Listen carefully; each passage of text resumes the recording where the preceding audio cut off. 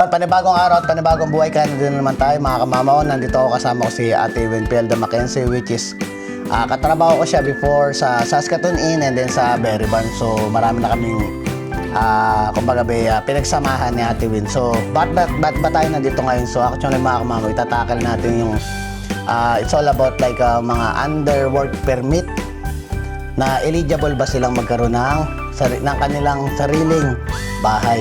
So ayan, itatakal, ipapaliwanag ni Ate Win lahat yan. Kaya panoorin nyo hanggang dulo.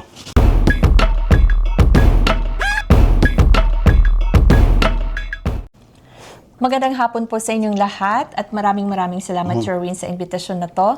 Ako nga po pala si Winfielda Mackenzie. Ako ay isang realtor dito sa Saskatoon, Saskatchewan, Canada. I work with Realty One Group Dynamic.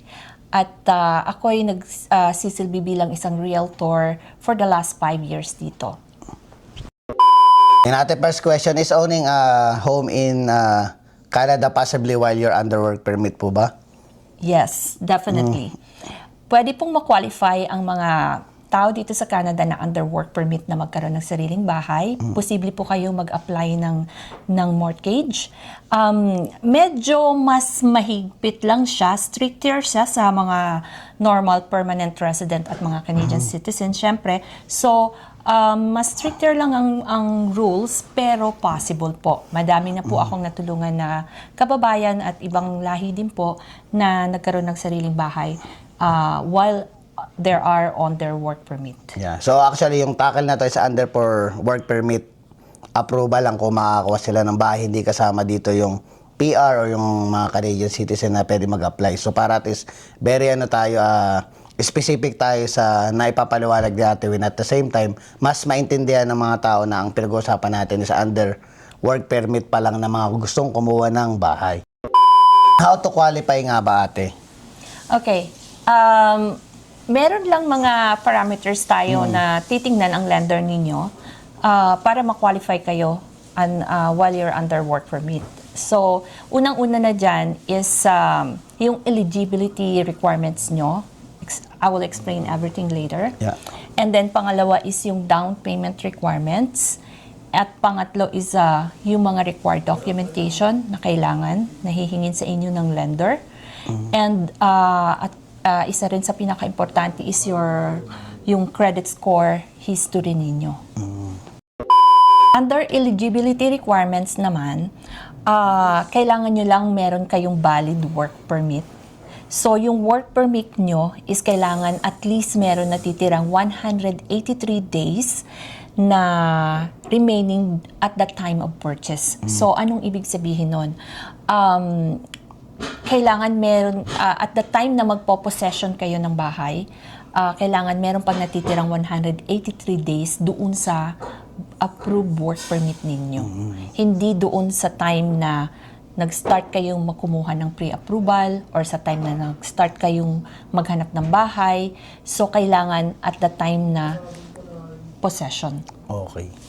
So, the second requirements is yung employment status ninyo. So, kailangan meron kayong full-time job in your field. And then, for at least 3 to 6 months. So, yung isang magpapakita ng stability ninyo na may trabaho kayo dito. So, ang gusto kasi nating i-create dito is yung trust ng lender sa atin na pag pinautang nila tayo is stable ang job natin. And then the third one is property type. So ano ba yung bahay na binibili natin? Ito ba ay residential or commercial? Ayaw din ng mga lender na yung binibili ninyo is for rental property. So kailangan primary home ninyo. And also, it should be the first property. So, kung pangalawang property na, most likely hindi rin kayo maa-approve pagka pangalawang property na if you're under work permit. And then the last one, kailangan nyo rin i-check under foreign buyer ban check na hindi kayo kasama dun sa prohibited na ma-approve para magkaroon ng sariling bahay dito. So, may leak para dyan. Masyadong mahaba ang discussion for that foreign bond check. Pwede nyong i-check yun. Dalawang eligibility naman natin is yung down payment requirements. So, while most Canadian citizens and PR or permanent resident only requires minimum of at least 5% down payment, sa mga under work permit, medyo syempre mas mahigpit sila. So, kailangan ready kayo sa much bigger down payment pagka you're under work permit. So, the lender would often require 10% to 35%. So, kung kaya nyo ng mas mataas sa 35%, much better.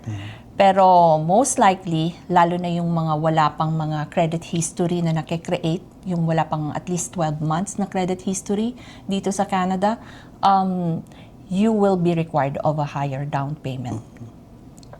Ngayon, yung 5% option, sometimes may mga naa-approve din. Depende yan. Yung mga naa-approve sa 5% options, yan yung mga nagtatrabaho sa mga insurers na malalaking company. So very stiff yung chance. And dun sa mga tao na meron ng mga more than 12 months credit history. So there's a chance pero napakaliit lang po. And then the last one is the source of fund. Yung down payment nyo dapat ma-approve nyo na nanggaling sa inyong income, your own resources, hindi pwedeng hiram. So, yun yung i-check sa inyo ng lender, na yung down payment nyo dapat nakasecured din siya sa inyong account, whether RSP or savings account or current account, whatever, 90 days history. Dapat nasa account nyo siya. Ang credit score history naman. So, yung mga lenders, normally they want to see a minimum of credit score about 600 or higher. So, syempre, kung mas mataas ang credit score, mas favorable yon. Ngayon, paano naman kung wala kayong Canadian credit history at bago pa lang kayo dito? So, may mga lender na ina-accept yung international credit report, especially yung mga galing sa US, UK, or South Africa. So, magpo-provide lang kayo ng letter from their home country's bank. Ngayon, ano pa yung mga alternative credit? Yung lenders, they may accept 12 months of consistent Canadian rental payments. So, yung mga payments nyo sa mga inuupahan yung bahay, yung mga utility bills, insurance payment as proof of payment history. So they can also accredit that. Para naman sa pang-apat na eligibility requirements natin, yung mga required documentations, ano-ano ba yon? So, kailangan nyo lang i-provide, number one is yung copy ng valid work permit, syempre, kasi kailangan nilang i-check doon yung remaining na working days nyo. And then, ang tawag sa permit na yon is IMM form number 1442. So, pangalawa is kailangan nila ng employment verification letter or certificate of employment, yung COE na tinatawag, galing sa inyong employer, at ang inyong recent pay stub. Normally, mga 2 recent pay stub hinihingi ng mga lender. And then, tax documents, kung meron na kayong kung nakapag-file na kayo ng taxes sa Canada. Kung wala naman, pwede na rin. There was a year kasi before na required yan, na kailangan at least 2 tax payments nakapag-file ka ng tax. Pero in the, I think a couple years ago, not too sure, but somewhere around that time, tinanggal nila yung requirements na yan. So medyo naguluhan din kami dyan kasi nagkaroon ako ng client na muntik nang hindi kami matuloy sa possession because yung lawyer hindi na updated sa policy. So, ayaw niyang i-process yung transaction. Kasi kung ano, singit ko na lang din natin kasi, di ba, usual naman ang work permit natin 2 years, di ba? Yeah. Di ba, 2 years siya. So, syempre, sabi mo, napaliwanag mo kanina na kailangan na eligible, na kailangan ng bago ma-expire yung work permit mo is like under 183 3 days. So, kung iisipin mo nga naman sa 2 years na yun, di ba, kung hindi mo siya parang mabibitin yung niya, yung araw, di ba? Kung isasama mo nga yung Kailangan 2 mo years, magpa-extend. yung 2 years na tax So, it means sa 2 years na work permit mo, hindi ka makakapag-apply talaga kasi nga 2 years lang yung contract mo.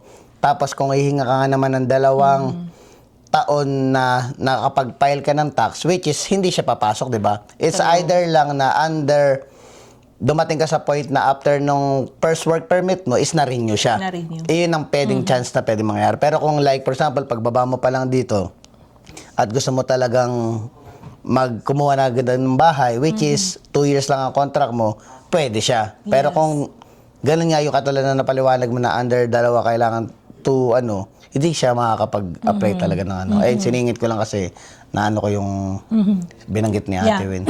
Medyo nagluwag sila sa nag-adjust policy sila. na yun. Oo. So, which is very good. Kasi yung iba talaga ready naman, may pang down payment, qualified naman yung work permit nila and all. So, bakit hindi ma-approve, 'di ba? So, 'yun.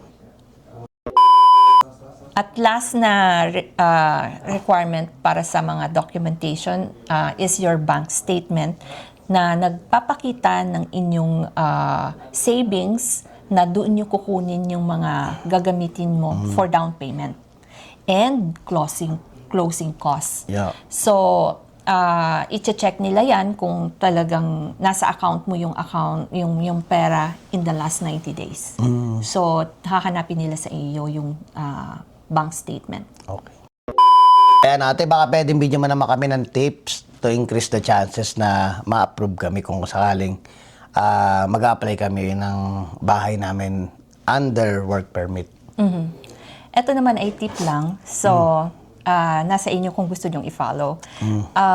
Para sa akin, isang makakatulong para mas gumanda ang record nyo sa mga lenders is while you're under work permit, process nyo na agad yung inyong permanent residency. So, having a PR application in process, it can improve your eligibility with some lenders. So, syempre, parang iniisip nila, may plano ka talagang tumira dito ng matagal. And then, second, choose a trusted bank or mortgage broker. Yung talagang tutulungan ka, yung after din na ma-complete yung transactions mo. Meron din kasi ako mga clients before na hindi siya na-approve sa isang bank, lumipat siya sa kabila, doon natuloy kami. And vice versa, yung iba lumilipat sa mortgage broker from bank, nakakakuha naman sila ng lender. Napakarami nating lender dito sa Canada, Jerwin. So, if you got disapproved from one bank, huwag kayo mawala ng pag-asa. Try lang ng try. It doesn't hurt. So, ito pala tanong ko lang ate kasi may nabanggit ka na para atas maliwanag kasi syempre sigurado itatanong to, i-comment to sa So, di ba sabi mo nga na mag-a-apply ng permanent resident na while under work permit para kung habang gusto mo talaga magplanong mag-apply ng bahay. Paano kung hindi pa sila sigurado? Magandang natin kung kaya mo ding elaborate sa kanila. Paano yung kung hindi pa sila 100% sure na yung employer nila is parang i-apply sila ng permanent resident? Paano gano'n ang mangyayari? Kumbaga ba hindi pa sure, 'di ba kasi sabi mo nga mag-apply na ng application, i-ready na application, 'di ba? Paano kung hindi pa sila sure na mag-apply pa sila ng permanent resident or i-apply sila ng employer nila? Paano yung mga ganun? Napakahalaga kasi na sa umpisa pa lang, if you're going into a job here, maganda na talagang ahead of time pa lang, sinisecure na natin yung possibility na yun. Kasi lahat naman tayong pumupunta dito at gusto magtrabaho. Most of us, yun yung goal natin, magkaroon tayo ng PR residency dito, di ba? So, ang advice ko sa mga kababayan natin na wala silang security sa employer nila is try to find some options. Okay. Kasi mahirap yung marami akong nakikitang ganyang situation na nauubos yung days nila sa work permit na hindi sila na PPR. And mahirap. So, try to dig some options sa internet. Marami tayong makikita by asking people. So, alamin niyo yung options nyo. Pwede ba kayong lumipat ng employer na pwede kayong bigyan ng assurance at talagang tutulungan kayo ma-process ang work permit or ang PR residency nyo. May pahabol ako. Paano naman pala kung ma-approve sila, magkaroon silang sarili nilang bahay, pero dumating sila sa point na hindi sila na PR. Ayun, at kailangan nilang umuwi ng Pilipinas. Para atis alam ng mga, mga nagbabalak talaga dyan. Wala namang problema yan, Jerwin. So, pag ganun ang nangyari, say, natirahan nila yung bahay for a year or two or even more, walang problema. Hindi ibenta ko. Lapit kayo sa akin, ililist natin, ibebenta natin. Ang kagandahan yan, hindi yan disadvantage. Kasi, once na re-resell ka ng property, may equity ka. Oh, yun, I see. So, hindi na sayang. Unlike nang umuupa ka ng bahay, Napupunta lang sa upa yung pera. sa landlord mo lang napupunta yung upa mo, walang babalik sa'yo. Kapag ka nag-resell ka ng property, for sure may equity ka, lalo na kung good investment yan sa magandang neighborhood, at saka maganda yung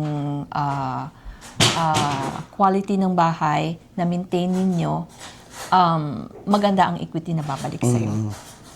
So, ayun. Natin. So, ayun, narinig niyo yung explanation ni ate. For sure naman kasi tatanong yung mga bagay na yan. Kaya, kumbaga ba ako habang nagsasalita si ate, habang nag-explain siya, ako na mismo yung nagpapasok pa ng ibang impormasyon para at mas mapaliwanag pa ni Ate Win ng maayos yung mga dapat nyong malaman. So ayun mga kamama, sana marami kayong natutunan at marami kayong nalamang impormasyon. So ay sa mga gustong mag-apply ng bahay o gusto kumuha ng bahay like mga under work permit, so nandito si Ate Win Pielda Mackenzie. Yes, Jerwin. Maraming salamat din sa iyong invitasyon at nagkaroon ako ng platform para ma-share ang knowledge at experience ng aking mga previous clients. Oh, yeah. And ayun na nga. And so ayun, saan ka pala nila ate i-contact? Ayan. Yeah.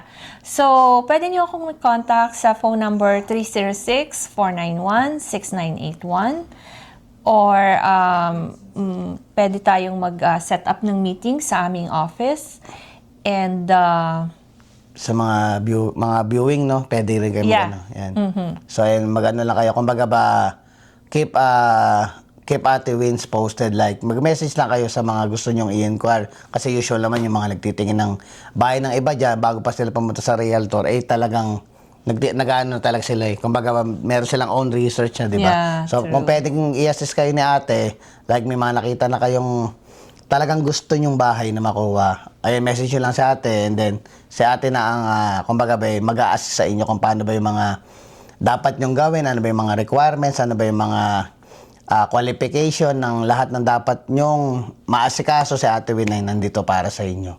So ayun mga kamama, sana na-enjoy nyo tong vlog dahil ako na-enjoy ko din tong vlog na to. Actually, ay plano rin naman natin kumuha ng bahay in the future. So ayun, so nandito sa Ate Win para i-guide tayo at para makuha natin yung ating mga dream house. So ayun mga kamama, so sana na-enjoy nyo tong vlog. Please don't forget to like, share, subscribe, and hit the notification bell for more updates of my video.